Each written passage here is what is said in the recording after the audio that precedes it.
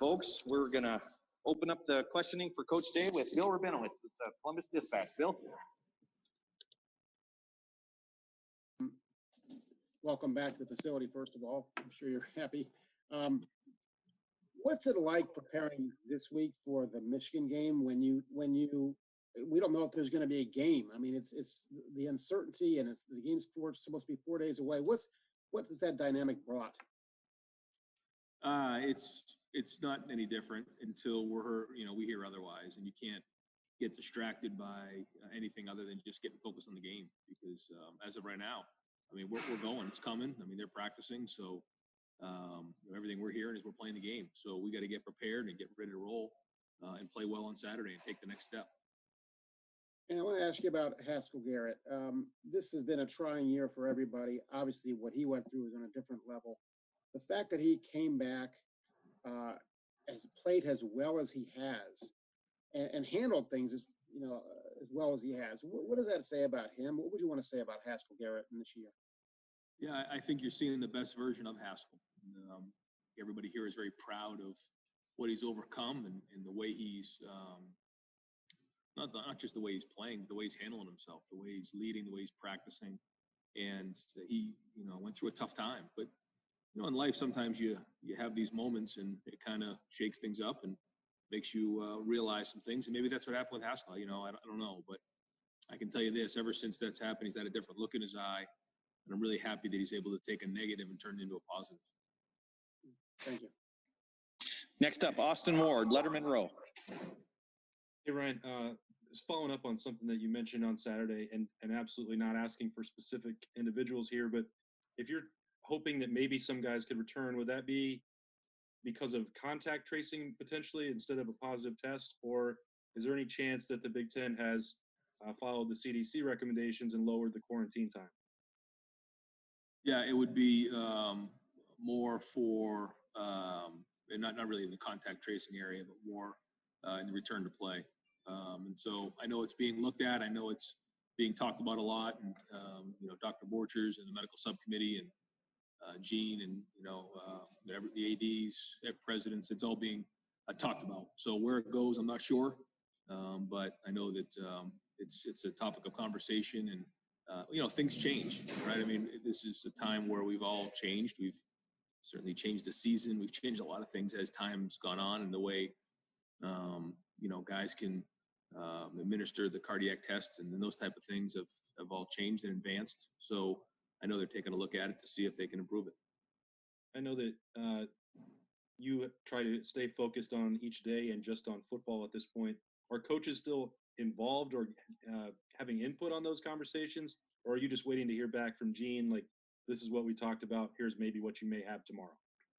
No, I mean, I think that the players and, coaches, we all talk to, Dr. Borchers, we talk to Gene, we talk to a lot of people. I mean, like you said, our focus right now is football, but we certainly give the frontline information on what we think is important and relay that to them, and they go from there. We trust that they're going to make a great decision. Thanks, Ryan. Yep. Next up, Nathan Baird with Cleveland.com. Hey, Ryan, when you went back and further scrutinized the offensive line's play from that game, I guess, against Michigan State, what did you see and what still needs to be enhanced in going up against Michigan? Well, I mean, they're very good. They always have been. They give a lot of different looks and change up the different fronts that you're going to see and those type of things. And more importantly, they play really hard, and again, always have. So that's going to be a challenge. And they have some really good players up there. Obviously, Kwity Paye is one of the best defensive linemen in the country. So it's going to be a major challenge. Well, we saw them compete for the first time being out there. They did some good things, a lot of things to improve on, but overall they competed. But now they're on film, and now it gets harder. Guys have film to study on you, and you kind of know what to expect a little bit more. So we'll keep looking at it. We have a lot of stuff to clean up. Certainly the snaps was an issue, and got to get that fixed. But new challenge this week, and we just got to now show consistency there. When Justin had to leave the game briefly there early against Michigan State, you went to CJ there. Is that who we should expect to see in that situation the next time? We'll see how this week goes. It's kind of been something we've looked at week to week, and I thought he did a good job when he went in there. You know, Jack did a good job last time he was in there, and the more reps we can get those guys, obviously the better that they're going to get. Next up, Angelique Shengalis from the Detroit News. Angelique? Ryan, I was just wondering, how are you communicating with Michigan on this game? And are you talking to Harbaugh? Is it Gene and Ward? How are you keeping lines open on this? Thank you. Yeah, sure. No, I leave that up to Gene. You know, let Gene kind of, give me any kind of update that might come by. And what's the latest update you've got from Michigan? Yeah, just that the game is on and they're practicing, and so we're just going to move forward to here otherwise. Next up, Tony Girdman, Buckeye Scoop. Ryan, what is your favorite thing about the rivalry? I just think what it means to so many people throughout the country, but more importantly throughout Ohio. I learned that early on, and I just take that very, very seriously, that it's a way of life, it's their identity, it's who they are.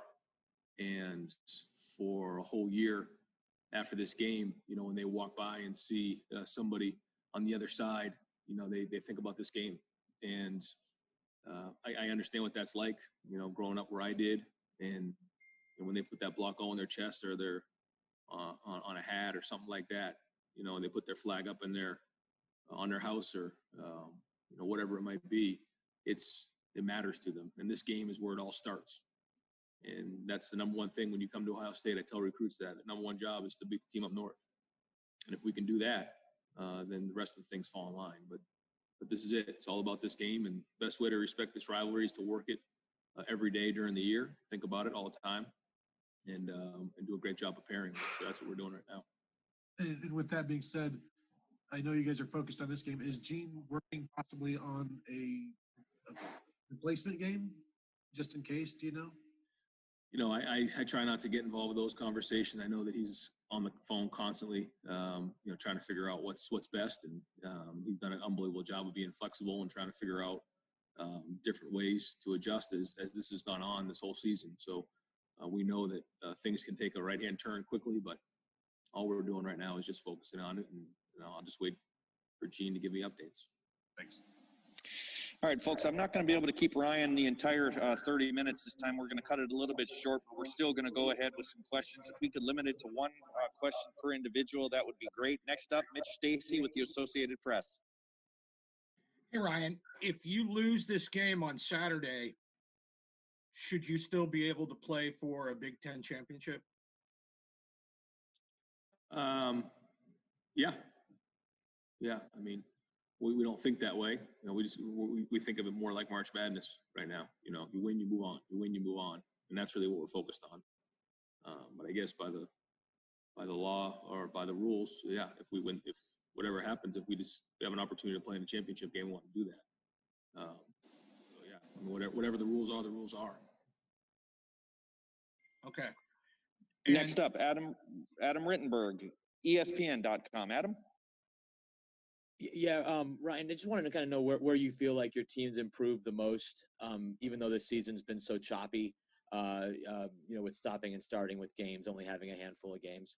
Yeah, it's a good question. I don't really know the answer to that, other than we've played 5 games, and so we wouldn't even be halfway through the season. You know, we'd probably be in the middle, I guess, October or somewhere in there. So it's bizarre that way. We just haven't played a lot of football. So what have we most improved on? I just think it's overcoming all the adversity and the emotional roller coasters and the leadership and the character and resilience that has gone on this season, because a lot of people have gone through it. But just to see the way that the teams responded to it has been tremendous.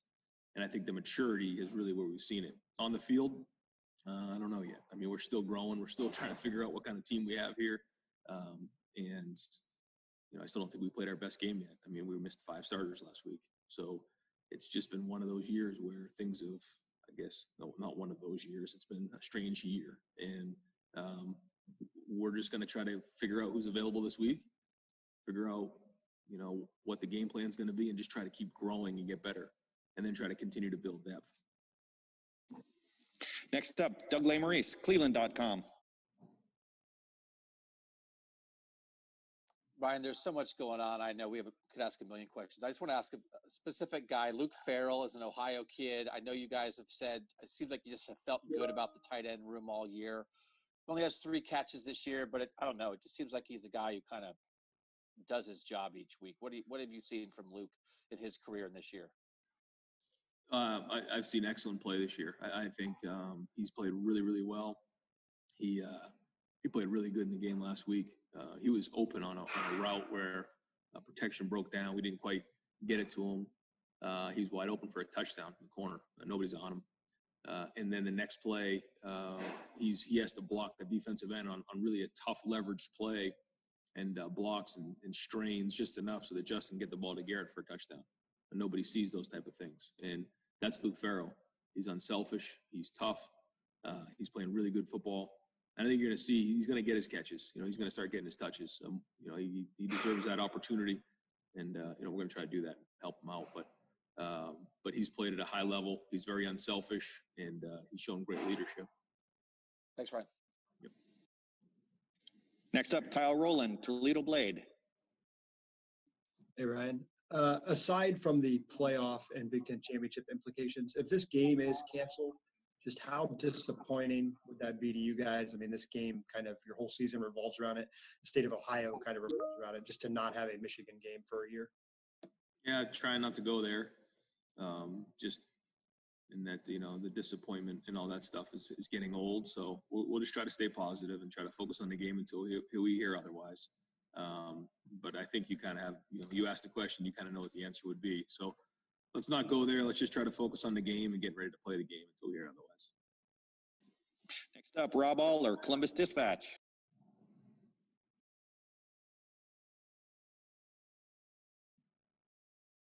Is he on mute? I can't quite hear him. Rob, you there? All right, try to get going there, or get that corrected. Rob, we'll go to Heather Dinich, ESPN.com. Heather? Hey, Ryan, how do you feel specifically about the Big Ten's rule that you have to play 6 games to qualify for the championship? I think it's one of those things that was put into place early on, and decisions are made based on the information you have at the time, and then things change, as we know. Our season that was on, and then it got changed to a conference only, then it got changed to no season, and then we got changed to a season. So, I mean, there's been a lot of changes, and I just think, we have to take a hard look periodically at all this stuff. And I think that this is one of those situations. And,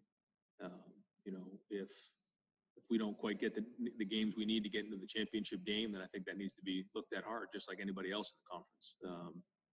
But there's no easy solution in times like this. So, I know those guys are going to come together and take a hard look at it and make sure that it was the right decision. Next up, Dennis Dodd, CBS Sports Online. Dennis?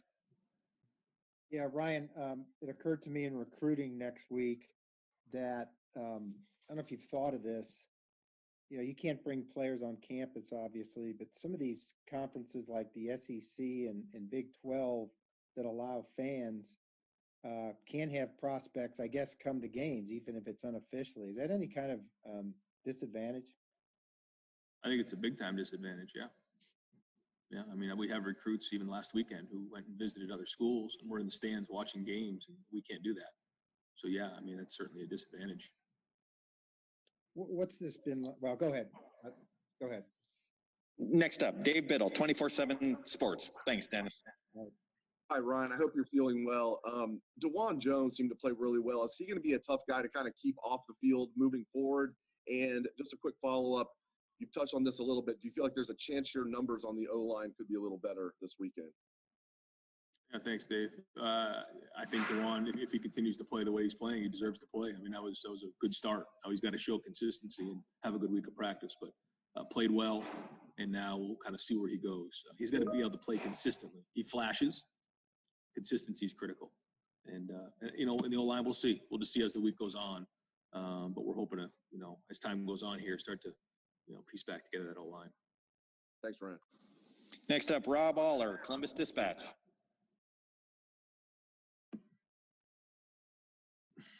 You're going to have to put a sign up on the thing. We can read it.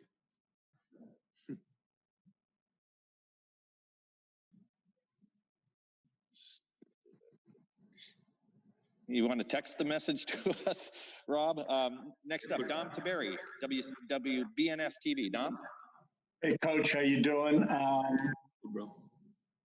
30-point favorite you guys are. I don't think I've ever seen that in this rivalry game. Just your thoughts on that, and then when you look at Michigan, what do you see when you see them, Coach? Yeah, I mean, as you know, in this rivalry game, you throw all the records out. I mean, there's no rules, and so that is what it is. We got to go play this game.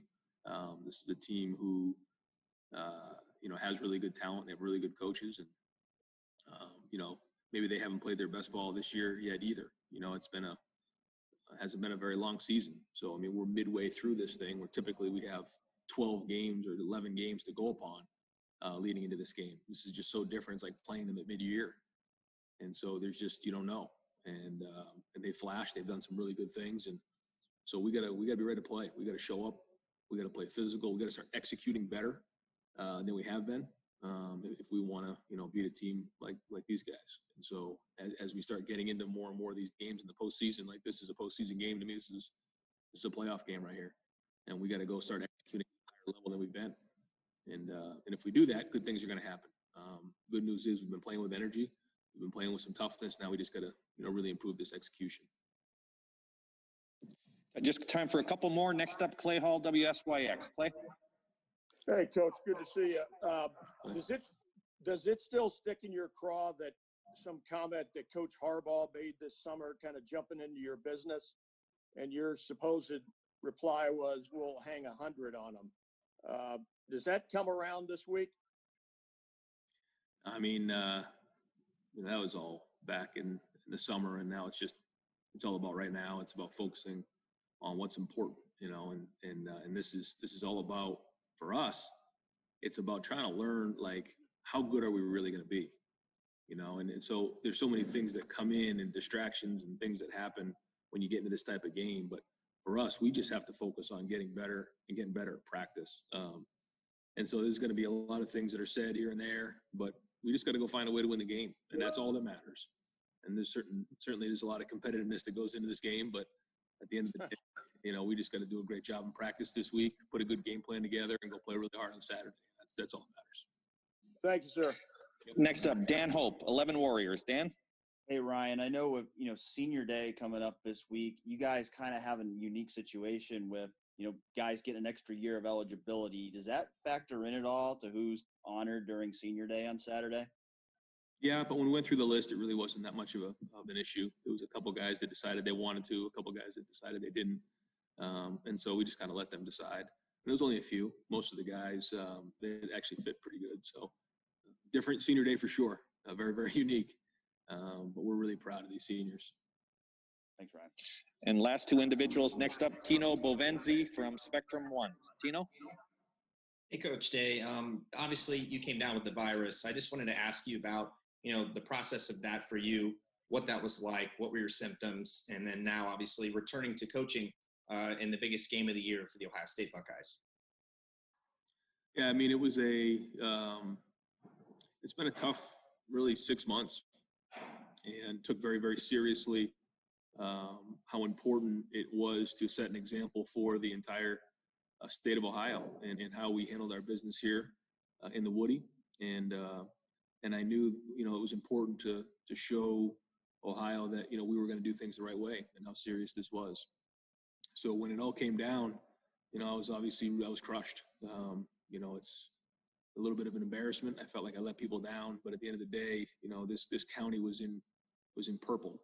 Franklin County was one of the highest rates in the entire country. And so after a couple of days of feeling sorry for myself, I kind of dug myself out and said, okay, we got to move on here.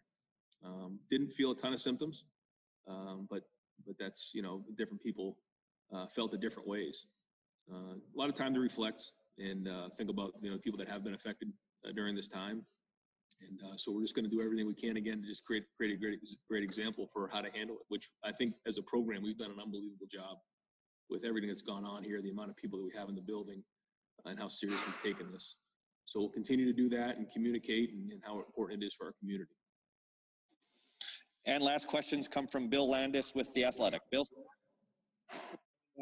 looking at your run game, the last two games seemed like the Michigan State game was a lot of downhill stuff, and the Indiana game you were hitting them pretty good with some more outside stuff. I'm just wondering how you feel about the variety you guys have there in the run game, how you think it's been building. I know you've only played 5 games, and whether the fact that you've had to work in some new offensive linemen might complicate that. Yeah, we have different ways to attack week in and week out, and we try to make sure we have ways to go inside, outside, and have enough of change up so that we can keep them on their heels. And then we like to kind of keep calling the ones that work. And based on who you're playing, sometimes you favor one thing more than another. But I think the O-line and the running backs, the tight ends have gotten to a good rhythm of how we're trying to attack teams. And so we'll just keep trying to diversify the run game the best we can and keep it going, because I think the last couple of weeks we're building some momentum there. Thanks. Coach, thank you so much for your time, and we'll